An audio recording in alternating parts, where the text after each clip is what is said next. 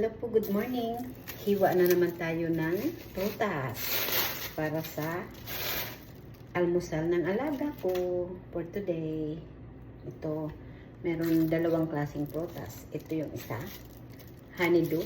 Yan, nabubulok na siya. Pero hindi okay pa siya sa loob. Honeydew. Ito na yan siya. Oh, nahiwa ko kanina. Tapos, dito ako sa cantaloupes. Para pang almusal sa ating alaga. At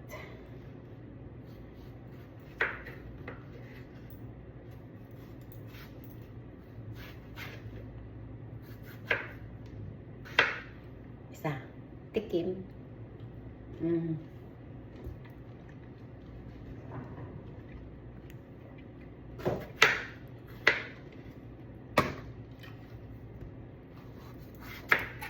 Tikim. Bye-bye. Ito muna.